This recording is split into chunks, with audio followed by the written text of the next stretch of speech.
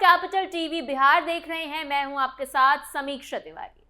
बिहार में बहुत जल्द आपकी जेब पर बड़ा असर पड़ सकता है। सड़क पर चलना हो, घर बनाना हो या जमीन खरीदना, हर तरफ खर्च बढ़ने की तैयारी है। सम्राट चौधरी सरकार ऐसे फैसले लेने जा रही है जिनका असर सीधे आम लोगों की जिंदगी पर पड़ेगा। 8 साल पहले खत्म हुआ एक बड़ा नियम अब फिर से वापस आ सकता है। जी हाँ, वहीं सरकार ने कमाई बढ़ाने के लिए ऐसे कदम उठाने शुरू कर दिए हैं जिससे आने वाले दिनों में लोगों का बजट थोड़ा सा बिगड़ सकता है। सवाल यह है कि आखिर बिहार सरकार को अचानक इतनी बड़ी रकम की जरूरत क्यों पड़ गई? क्या इसके पीछे सिर्फ विकास का प्लान है या फिर चुनावी वादों का भारी खर्च है? और आखिर जनता की जेब से कितना पैसा निकलने वाला है, क्या है पूरा मामला, बताएंगे आपको स्पेशल स्टोरी में। 8 साल बाद बदलेगा नीतीश का फैसला, सड़क पर चलना अब होगा महंगा। बिहार में एक बार फिर बड़े बदलाव की तैयारी चल रही है। राज्य की सम्राट चौधरी सरकार अब सड़कों, पुलों, जमीन और खनन से जुड़े कई बड़े फैसले लेने जा रही है। सरकार का कहना है कि इन फैसलों का मकसद सिर्फ टैक्स बढ़ाना नहीं, बल्कि बिहार को बेहतर सड़कें, मजबूत पुल और कई पुलों की हालत क्योंकि खराब है और लगातार रखरखाव के लिए पैसों की जरूरत पड़ती है, इसलिए किया जा रहा है।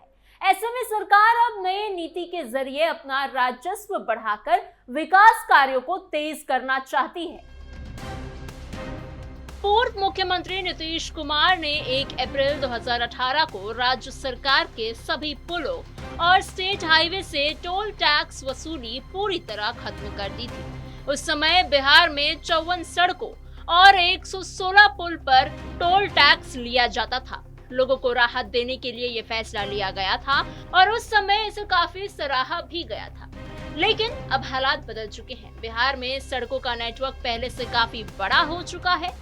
नए पुल बने हैं, नई सड़कें बनी हैं और कई पुराने रास्तों को चौड़ा किया गया है। इन सबके रखरखाव में लगातार भारी खर्च आता है। सरकार का कहना है कि अगर सड़कें अच्छी चाहिए, पुल मजबूत चाहिए और यात्रा आसान चाहिए तो उसके लिए पैसों की जरूरत होगी।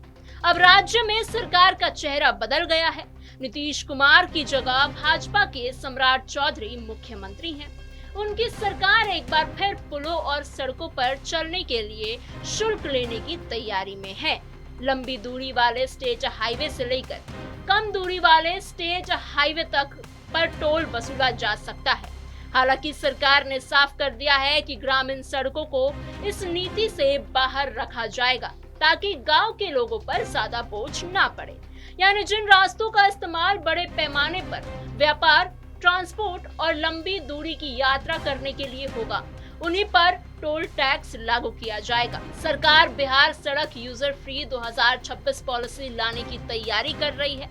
पथ निर्माण विभाग ने इसका ड्राफ्ट तैयार कर लिया है। इस नीति के तहत स्टेट हाईवे और महत्वपूर्ण पुलों के रखरखाव के लिए टोल टैक्स लिया जाएगा। सरकार को उम्मीद है कि इससे हर साल 500 करोड़ रुपए से ज्यादा की आमदनी होगी। यही पैसा सड़क और पुलों की मरम्मत, नई सड़क बनाने और यातायात व्यवस्था सुधारने में लगाया जाएगा। पथ निर्माण विभाग का एजेंडा अभी कैबिनेट की मंजूरी का इंतजार कर रहा है। आने वाली कैबिनेट बैठक में इसे पेश किया जाएगा। अगर इसे मंजूरी मिल जाती है तो अधिसूचना जारी होने के 3 महीने के अंदर एजेंसी का चयन कर टोल वसूली शुरू कर दी जाएगी। सरकार का मानना है कि बिहार में लंबे समय तक मुफ्त व्यवस्था चलाने की वजह से सड़क निर्माण और रखरखाव पर बहुत बड़ा दबाव बढ़ा है। दूसरी तरफ केंद्र सरकार की तर्ज पर कई राज्यों में टोल टैक्स से बड़ी कमाई हो रही है। उसी पैसे से सड़क बेहतर बनाई जा रही है। लेकिन बिहार में भी अब उसी मॉडल पर आगे बढ़ने का सोचा जा रहा है। सरकार का तर्क है कि आगे लोग अच्छी और सुरक्षित सड़क पर सफर करेंगे तो थोड़ा सा शुल्क यानी थोड़ा सा टैक्स देना गलत नहीं है। इससे यात्रा का समय बचेगा, गाड़ियों का खर्च कम होगा और दुर्घटनाएं भी घटेंगी। टोल राशि तय करने के लिए NHI यानी national highway authority of India के फॉर्मूले को अपनाने की तैयारी है। हालांकि राज्य सरकार की सड़कें नेशनल हाईवे से छोटी होती हैं, इसलिए यहाँ टैक्स भी कम रहने की संभावनाएं हैं। विभागीय सूत्रों के मुताबिक टोल की राशि 35 रुपए से लेकर 105 रुपए तक की हो सकती है।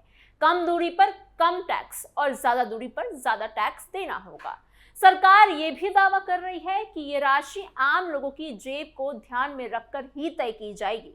एनएचआई के फॉर्मूले में कई बातें शामिल होती हैं। सबसे पहले बेस प्राइस तय होता है। साल 2007 और 8 को आधार मानकर प्रति किलोमीटर एक दर फिक्स की गई है। कार, जीप, वैन या हल्की गाड़ियां यानी LMV के लिए 0.65 रुपए प्रति किलोमीटर की दर रखी गई है। सरकार का कहना है कि जो वाहन सड़क का ज्यादा इस्तेमाल करते हैं और जिनसे सड़क पर ज्यादा दबाव पड़ता है, उनसे उसी हिसाब से शुल्क यानी टैक्स लिया जाएगा। एक्सप्रेसवे और बेहतर सड़कों पर सामान्य सड़क से ज्यादा टोल लिया जाता है। अगर किसी 2 लेन सड़क को बेहतर बनाकर चौड़ा किया गया है और उसकी गुणवत्ता सुधारी गई है तो वहां भी चार्ज लिया जा सकता है। सरकार का तर्क है कि अच्छी सड़क बनाने में हजारों करोड़ रुपए खर्च होते हैं और उसकी लागत निकालने के लिए ये जरूरी है। इसी तरह अगर किसी शहर में बाईपास बनाया गया है जिसकी लागत 10 करोड़ रुपए से ज्यादा है तो वहां सामान्य से 1.5 गुना ज्यादा शुल्क यानी टैक्स लिया जा सकता है। सरकार का कहना है कि बाईपास बनने से शहरों को जाम कम लगेगा, प्रदूषण घटता है और समय की बचत भी होती है। पुल, फ्लाईओवर और टनल के लिए अलग फॉर्मूले अपनाए जाएंगे। अगर किसी सड़क पर 60 मीटर से लंबा पुल या फ्लाईओवर है तो उसकी निर्माण लागत ज्यादा होती है। ऐसे में उसकी लंबाई को 10 से गुना करके टोल तय किया जा सकता है। सिर्फ टोल टैक्स ही नहीं, सरकार जमीन के सर्किल रेट में भी बड़ा बदलाव करने जा रही है। राज्य सरकार का कहना है कि कई सालों से जमीन की सरकारी कीमत नहीं बढ़ाई गई है, जबकि बाजार में जमीन के दाम कई गुना बढ़ चुके हैं। ग्रामीण क्षेत्रों में 2013 के बाद से और शहरी क्षेत्रों में 2016 के बाद से सर्किल रेट में कोई बड़ी बढ़ोतरी नहीं हुई है। इससे सरकार को जमीन की खरीद बिक्री से कम राजस्व मिल रहा है। अब सरकार सर्किल रेट को 2 से 4 गुना तक बढ़ाने की तैयारी में है। साल 2026-27 में बिहार सरकार ने जमीन और मकान की रजिस्ट्री से 11,000 करोड़ रुपए कमाने का लक्ष्य रखा है। सरकार को उम्मीद है कि नया सर्किल रेट लागू होने के बाद करीब 2,500 करोड़ रुपए ज्यादा कमाई होगी।